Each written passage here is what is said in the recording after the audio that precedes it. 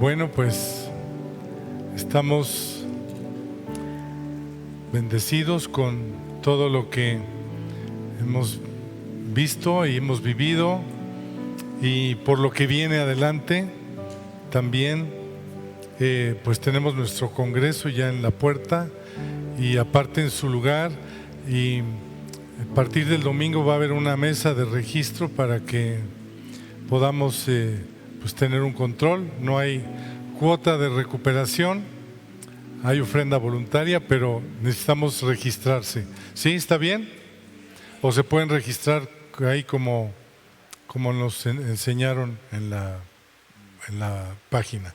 Bueno, pues yo quiero que me acompañen a hacer una oración. Vamos a comenzar. Estamos cerrando todo este mes de julio y hemos estado hablando ¿de qué? De la palabra. Entonces vamos a hacer un pequeño resumen y una aplicación de todo lo que hemos aprendido este mes. ¿Han aprendido este mes cosas? ¿Dios les ha hablado? Pues yo oro para que Dios nos conmueva hoy y podamos caminar en lo que Dios nos dice.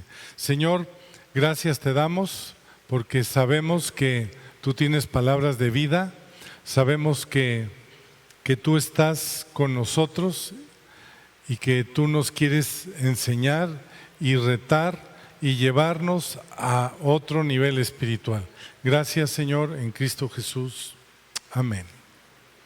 Bueno, pues hemos visto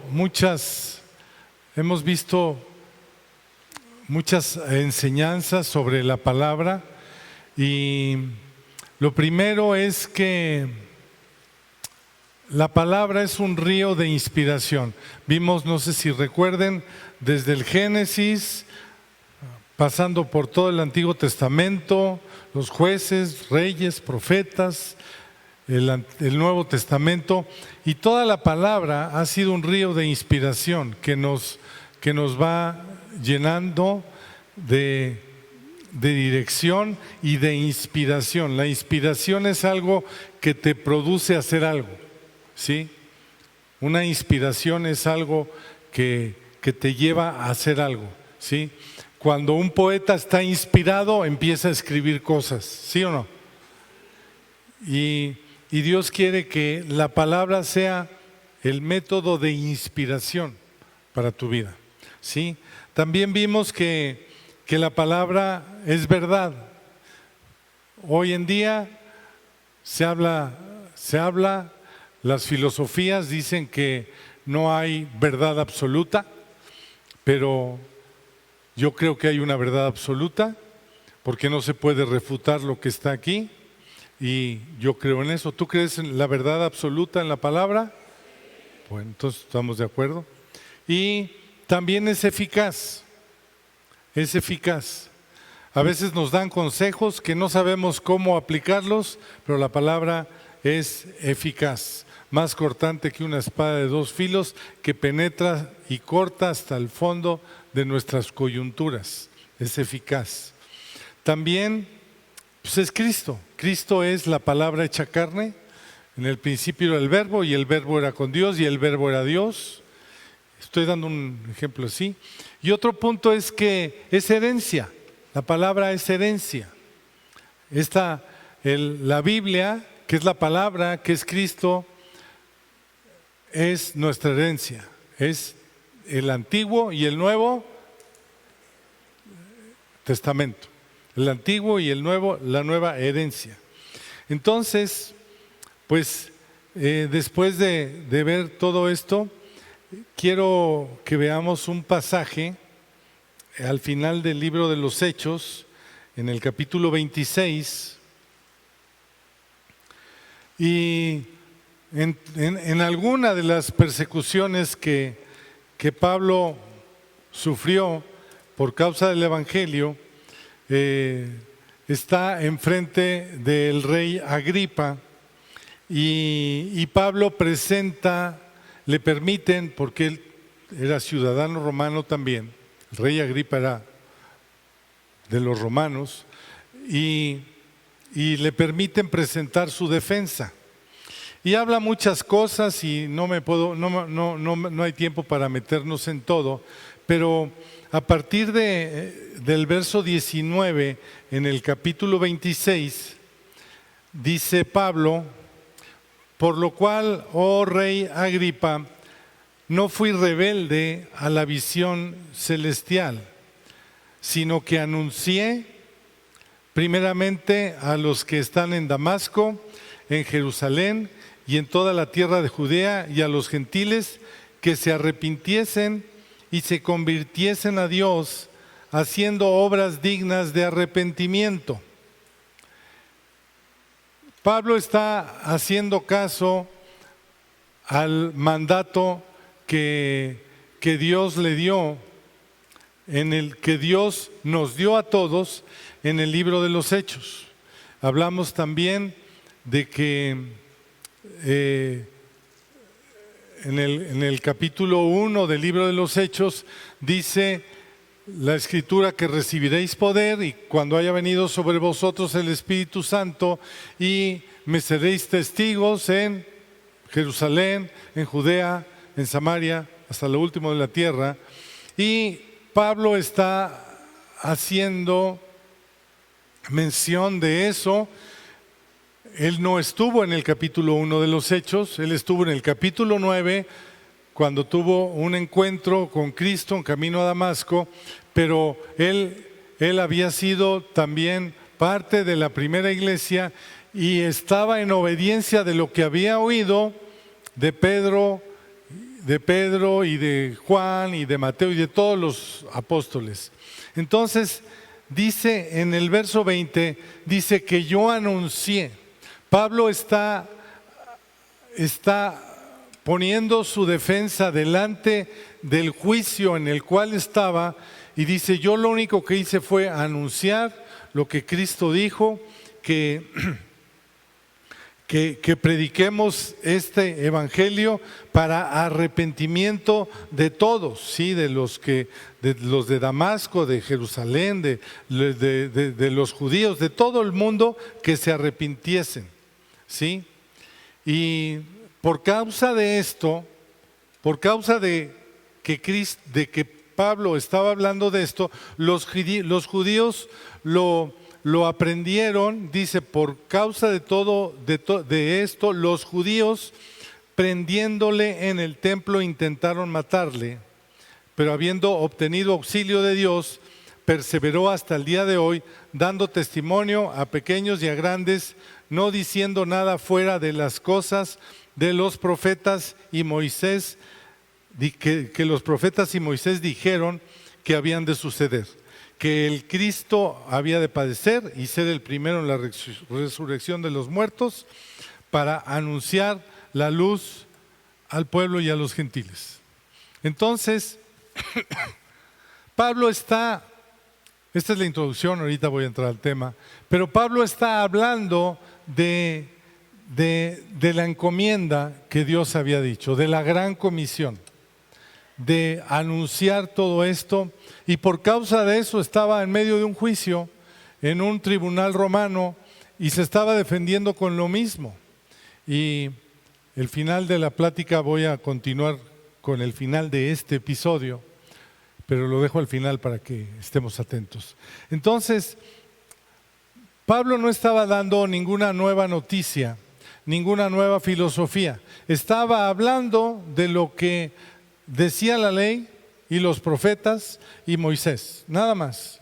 Es lo que estaba hablando. Y ese es el evangelio que sigue vigente hasta el día de hoy, ¿sí? Entonces, Pablo está siendo testigo. En el capítulo 1, como les dije, dice: y me seréis testigos. ¿No dice así? ¿Sí? Si no, lo pueden leer ahí en el capítulo 1, verso 8, bueno, no sé, pero en el capítulo 1 del libro de los Hechos. Dice: me seréis testigos. Un testigo es una persona que está en un evento presencialmente y da testimonio de lo que pasó. Entonces, Dios quiere que hoy nosotros seamos testigos. Ninguno de nosotros estuvo en la crucifixión. Por lo que veo, son más jóvenes que eso. Pero cada uno de nosotros es testigo de que Dios llegó a tu vida y te habló de una manera específica y clara y tuviste un encuentro con Dios. ¿Todos tuvieron un encuentro con Dios? A ver, levanten la mano los que han conocido a Dios y han tenido un encuentro. ¿Sí? Los que no, al final voy a hacer una oración. Pero Dios, el mandato de Dios, no es que saquemos una filosofía de algo que no nos consta. Y ser testigo es que nos consta.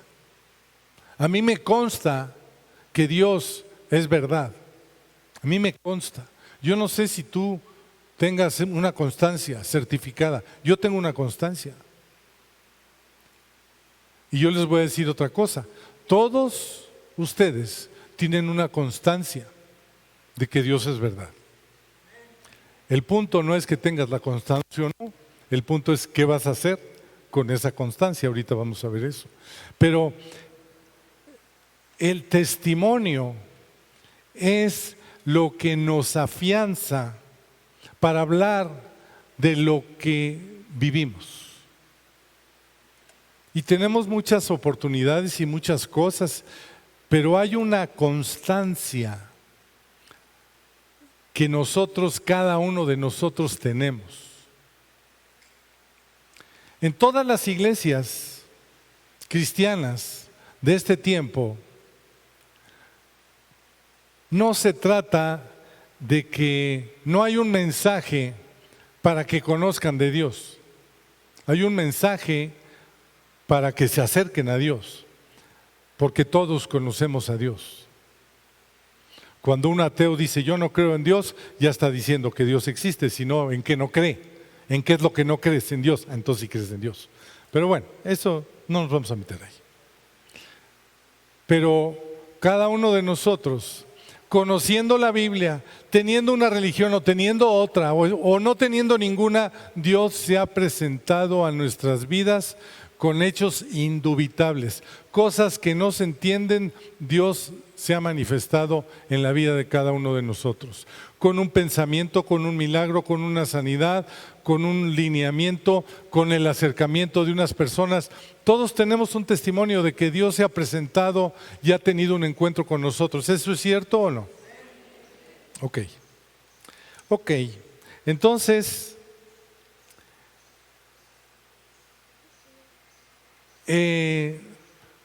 Pablo lo que está haciendo delante de Agripa es poniendo por delante a la palabra, ¿sí? Se está defendiendo con la palabra. Después del juicio, el rey Agripa lo manda a Roma, deportado, lo manda a Roma para que, como ya no sabía qué hacer con él, pues lo mandó a Roma para que lo juzgaran allá. Y en esta travesía, pues vamos a pasar al capítulo 27. Miren, habla esta historia empieza desde el capítulo 26 y acaba pues hasta el final del libro de los Hechos, en el 28. Vamos a ver algunas cosas nada más. Pero el asunto está en que Pablo está hablando siempre la palabra. Y antes de leer esto, yo les quiero que estemos atentos porque Dios nos está hablando continuamente. Y por ejemplo, en la formación de los hijos, pues Dios establece la familia. ¿Quién es la autoridad de los hijos? Los papás. Entonces, Los papás son los que tienen la autoridad, instruyen a sus hijos, los amonestan y así dice la palabra, ¿sí? Pero de repente Dios no cambia las cosas, pero las circunstancias sí cambian. Entonces, les voy a poner algunos ejemplos. Entonces los hijos se casan y en ese momento los hijos se salen del sector de la dependencia de los padres. En ese momento se forma otra familia y se establece otro liderazgo que Dios también diseñó, ¿sí o no? Yo soy padre y soy abuelo, pero primero fui hijo. Y el papel que a mí me toca, pues yo como hijo me sometí a mis padres, ¿no?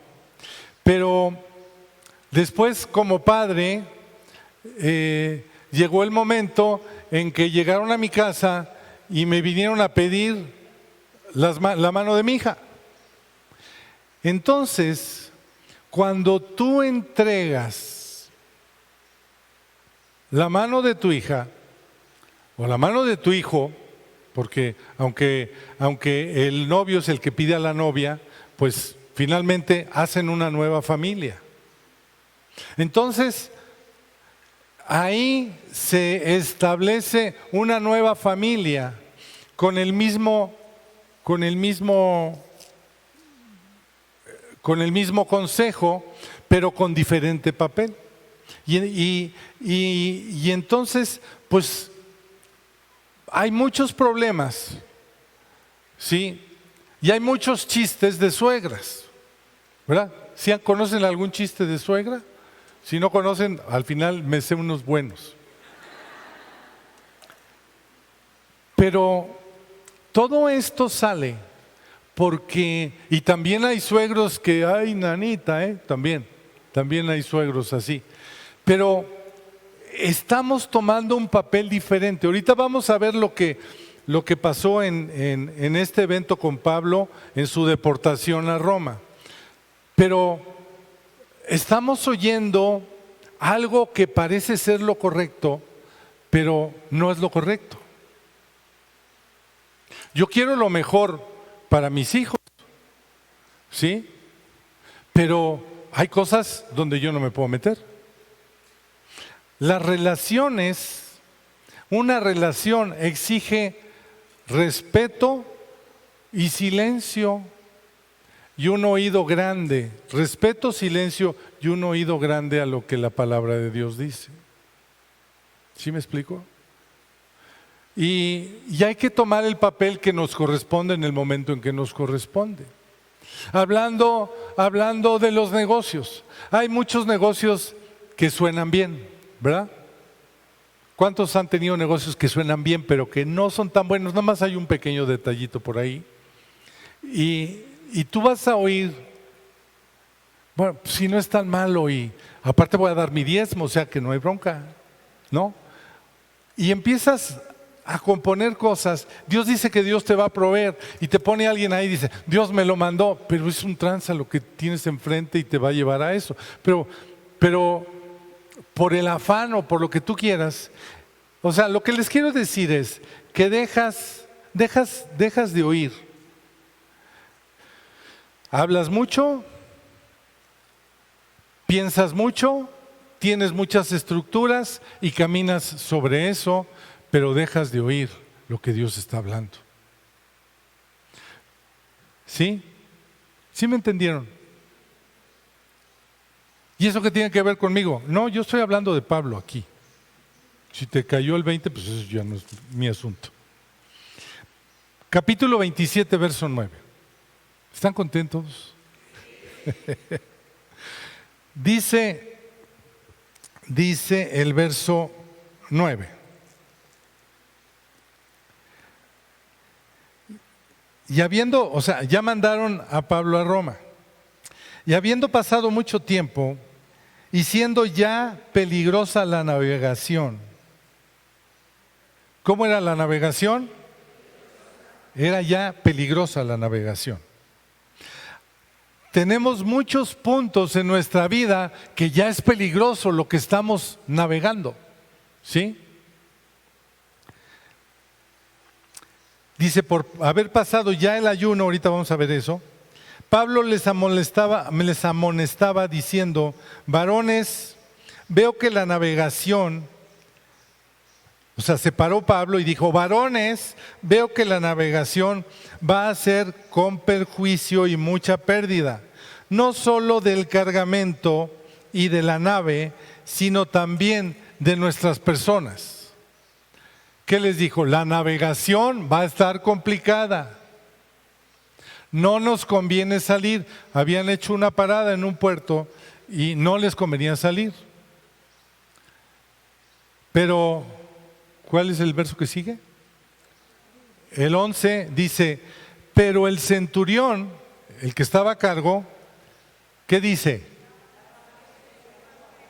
Daba más crédito al piloto y al patrón de la nave que a lo que Pablo decía. Esta historia se repite en la navegación de cada uno de nosotros. ¿Estaba bien lo que el centurión estaba diciendo? Sí. En el entender natural, ¿quién estaba hablando? Estaba hablando el capitán de la nave y el que estaba piloteando la nave. Hombres expertos con experiencia, ¿sí o no?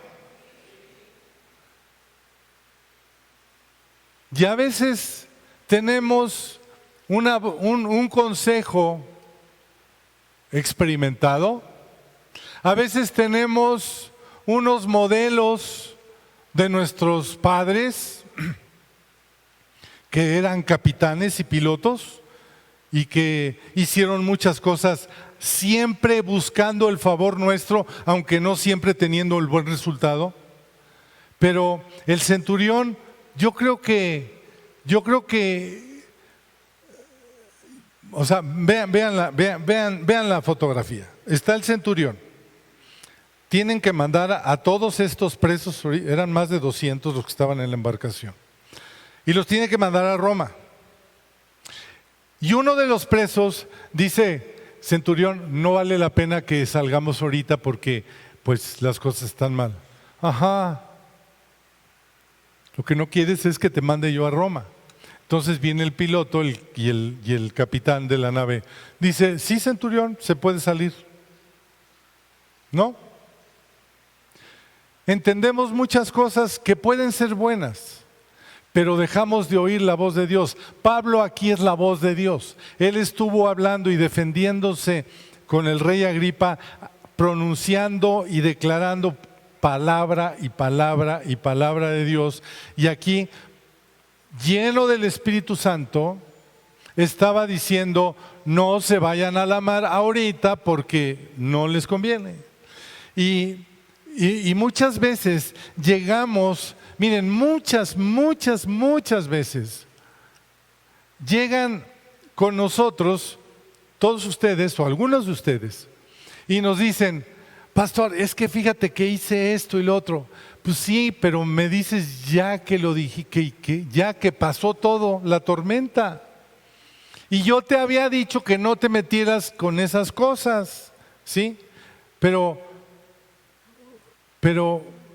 están en la marea tremenda y no oímos la voz de Dios. A ver, ¿este libro es natural? ¿Cómo es? Sobrenatural. Si este libro es natural, yo los reto a que me expliquen ahorita cómo le hizo Moisés para abrir el Mar Rojo. Naturalmente, explícamelo. Esto es sobrenatural. Entonces, la palabra de Dios no es para que la entiendas. Si Pablo dijo, no te vayas a la mar, no te vayas a la mar. ¿Pero por qué? Si el capitán de la nave dice que sí, siempre vas a tener, lo que les estaba diciendo al principio, tú vas a tener que escoger qué es lo que tú quieres hacer. ¿Sí? Tú vas a escoger siempre lo que tú quieres hacer. Entonces,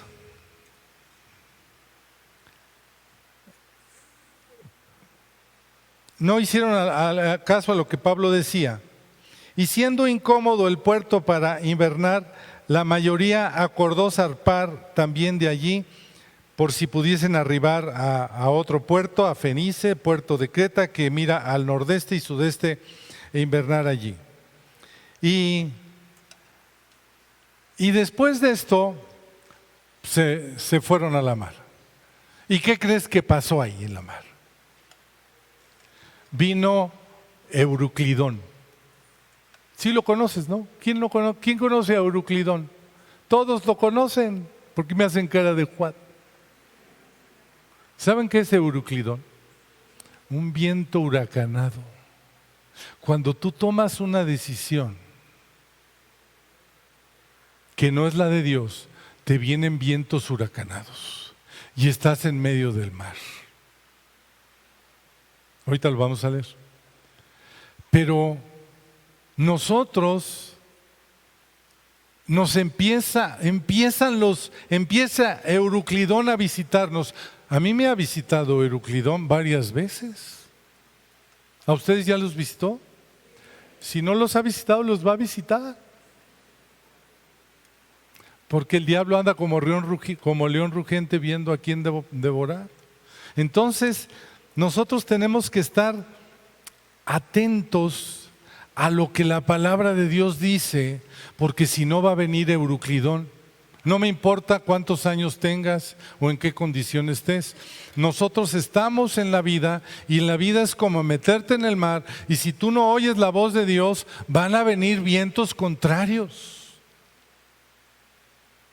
Y hay momentos de estar en puerto y hay momentos de salir. ¿Y cómo le voy a saber? Aquí está. Esta es la palabra oportuna, es la palabra eficaz, es la verdad, es la herencia. No es un libro religioso, es un libro guía, pero es un libro muy incómodo. Porque el centurión era responsable de esos presos y tenía que enviarlos a Roma. Y había muchos testigos. Pero si tú pones a Dios en primera instancia, Dios te va a bendecir.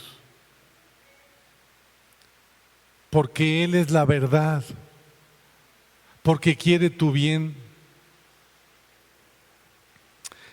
En el verso 27, en el verso 13, dice: y soplando una brisa del sur, pareciéndoles que ya tenían todo lo que deseaban, levaron anclas e iban costeando a Creta. O sea, acaban de salir de puerto, había una brisa, ¿sí? ¿Sí? Del sur, y parecía que todo estaba bien. Verso 14. Pero no mucho tiempo después, contra la nave un viento huracanado llamado Euruclidón. Tiempo después, un poco tiempo después, un poquito después, vino lo que Pablo dijo que iba a venir. Él no le llamó a Euruclidón, no clamó, ven y maldícenos, no, simplemente dio una palabra de advertencia. La Biblia es una palabra de advertencia. Y nosotros podemos escuchar la advertencia o no. No nos está espantando, no nos está condicionando ni manipulando, simplemente está diciendo lo que nos conviene y lo mejor que nos puede pasar. ¿sí? Y siendo arrebatada la nave y no pudiendo poner proa al viento, nos abandonamos a él y nos dejamos llevar. Ya no podían hacer nada y se dejaron llevar. Vino un viento de esos y ya no puedes hacer nada. Ya no puedes hacer nada. Les comentaba en la primera también que una vez yo tenía como 12 años y nos fuimos de pesca ahí en Arriaga, en Chiapas, y nos metimos al mar y todo estaba muy bien. Pero ya que estábamos hasta allá adentro, ya no se veía la playa. Empezó una tormenta, no era Euroclidón, gracias a Dios, pero era una tormenta y yo nunca me había subido a una lancha más que en Chapultepec y se hacía la lancha, o sea, fue algo terrible.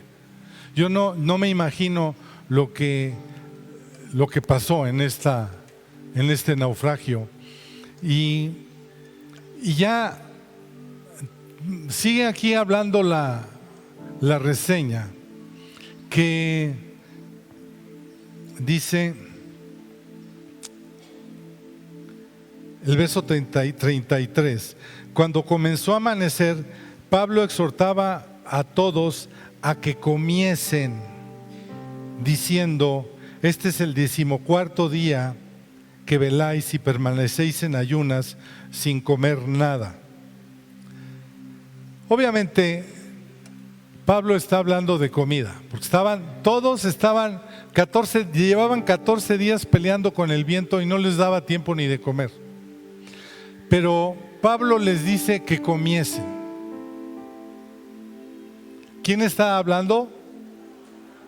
Pablo es el símbolo de la palabra porque es el enviado de Dios, es el mensajero. Y Pablo les dice que comiesen. En medio, 14 días de tormenta, 14 días peleando contra Euroclidón y todas las cosas que venían alrededor, y Pablo les dice: coman. ¿Pero para qué vamos a comer? Si ya no hay nada, estamos perdidos. Pablo les dice: coman. En tiempo de angustia, Dios nos dice: esta es la palabra de vida. Coman, coman. Sí estamos hablando de comida física, pero el símbolo aquí es que Pablo vuelve a hablar, pero ahora sí le oyeron. En medio de toda esa desesperación. Y habiendo dicho esto, tomó el pan y dio gracias a Dios en presencia de todos, y partiéndolo comenzó a comer. Entonces todos, teniendo ya mejor ánimo, comieron también. Y éramos todas las personas en la nave 276. O sea, era un barcote para aquel tiempo. 276 personas. Y ya satisfechos, aligeraron la nave echando el trigo al mar. O sea, tiraron después todas las cosas al mar. Cuando se hizo de día, no reconocían la tierra, pero veían una ensenada que tenía playa, en la cual acordaron varar, si pudiese la nave. Y cortando pues las anclas, las dejaron en el mar, largando también las amarras del timón, e izada el viento de la vela de proa, enfilaron hacia la playa. Pero dando en un lugar de 2 aguas, hicieron encallar la nave, y la proa hincada quedó inmóvil, y la popa se abría con la violencia del mar. Entonces los soldados acordaron matar a los presos, para que ninguno se fugase nadando. ¿Qué acordaron los soldados? Matarlos. Pero Pablo les había dado el pan, habían dado gracias a Dios. Estaban en un naufragio, los soldados eran responsables de los presos y acordaron matarlos, decir, bueno, hubo un naufragio, pero nos matamos a todos. Pero, di conmigo, pero el centurión, queriendo salvar a Pablo, les impidió este intento y mandó que los pusiesen, y los mandó que los que pudiesen nadar se echasen los primeros y saliesen a tierra. Y los demás, parte en tablas, parte en cosas de la nave, y así aconteció que todos se murieron. Todos se salvaron. No oyeron la voz y se fueron a un naufragio. En medio del naufragio, Señor, perdóname, yo nunca te escuché, pero ahora sí te escucho. O decir, Señor, tú nunca me escuchas, yo ya no. Si tú clamas en medio de lo que estés clamando, Dios va a escuchar y te va a salvar. Pero algunos tienen la idea que tenía el rey Agripa. Regresamos con Agripa. Les dije que este era el final. Y en el capítulo 26, Pablo le dice, después de la defensa, ¿crees, oh rey Agripa, a los profetas? Y Pablo mismo le dice, yo sé que tú crees. Y yo les digo, ustedes creen en Dios. Yo sé que ustedes creen. Eso no es el problema. ¿Y sabes qué le dijo a Agripa a Pablo? Por poquito y me convences.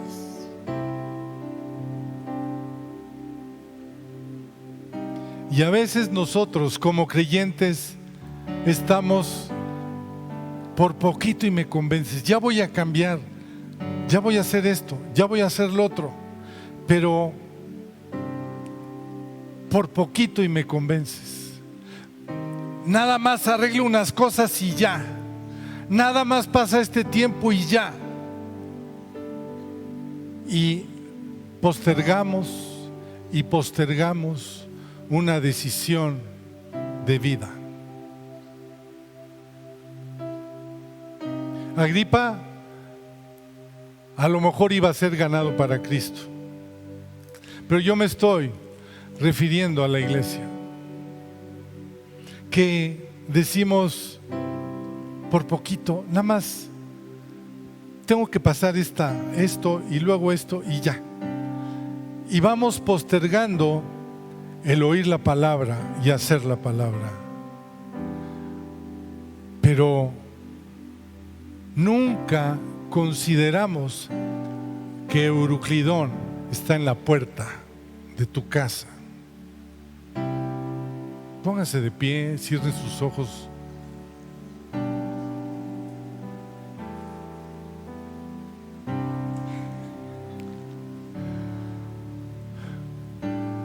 El punto está,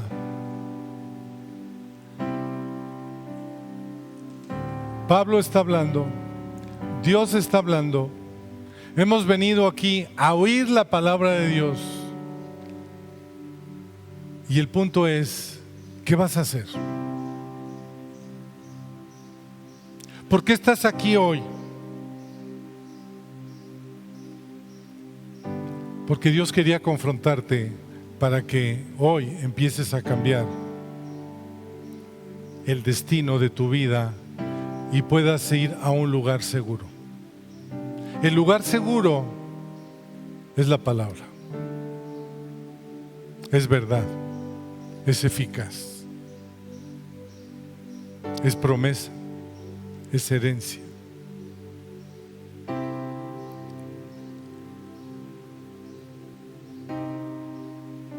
Y Dios demanda cosas. A veces contraponerse al capitán de la nave, que es el especialista.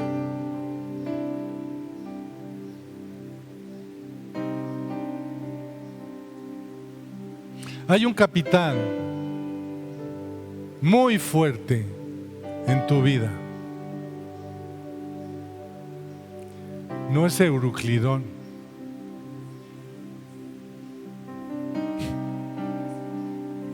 Hay un capitán que te gobierna.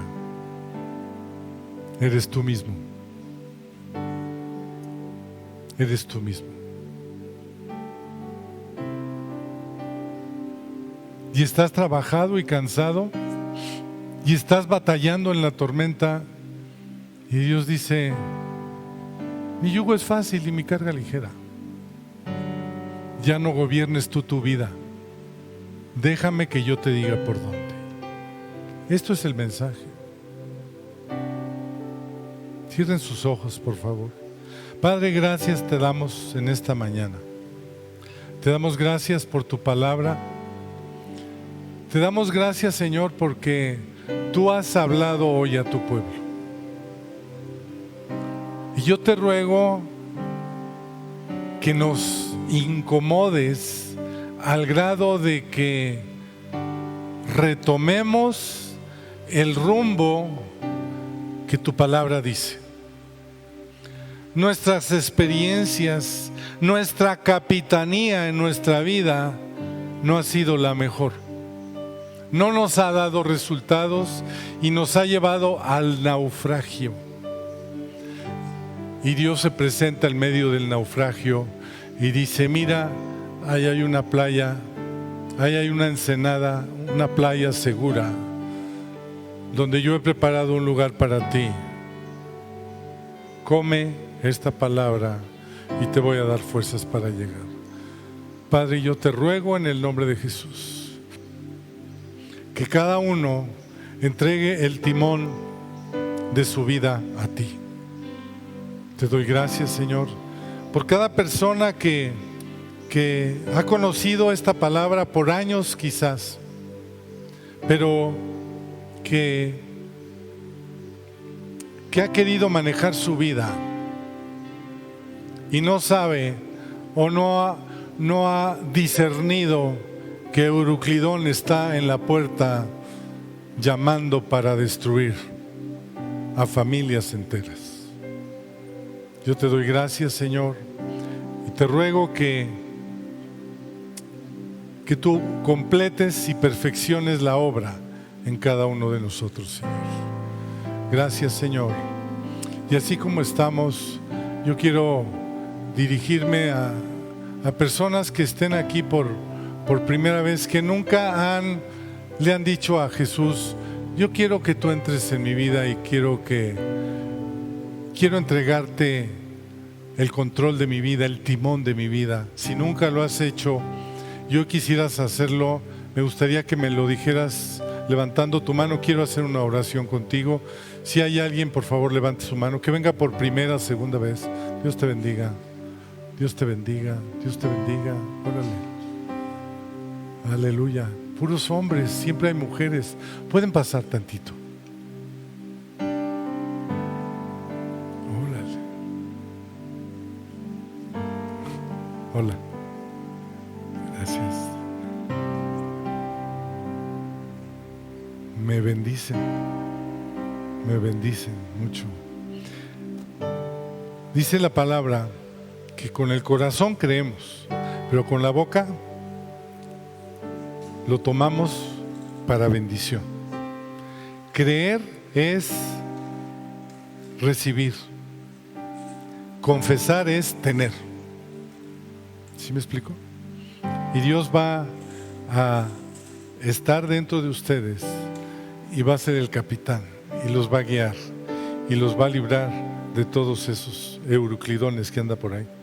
¿Se aprendieron esa palabra? Yo me la aprendí hoy. Repitan esta oración después de mí. Díganle: Señor Jesús, yo en este momento declaro que creo en ti. También declaro que tú me perdonas todos mis pecados, que las cosas viejas quedaron atrás y ahora tú estableces un nuevo pacto conmigo.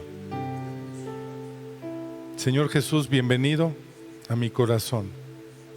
Te entrego mi vida y te doy, Señor,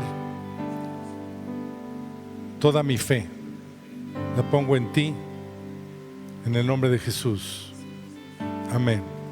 Vamos a orar por ustedes. Señor, bendecimos a estos jóvenes. Señor, te damos gracias por lo que tú has establecido hoy en ellos. Y te damos gracias también porque veremos tu obra manifiesta en la vida de cada uno de ellos. Te damos gracias, Señor, y declaro que lo que tú has sembrado en ellos, nadie se los va a poder robar, porque lo que Dios da, el mundo no nos lo puede quitar. Bendícelos, Señor, y llénalos y revélate en el nombre de Jesús. Amén.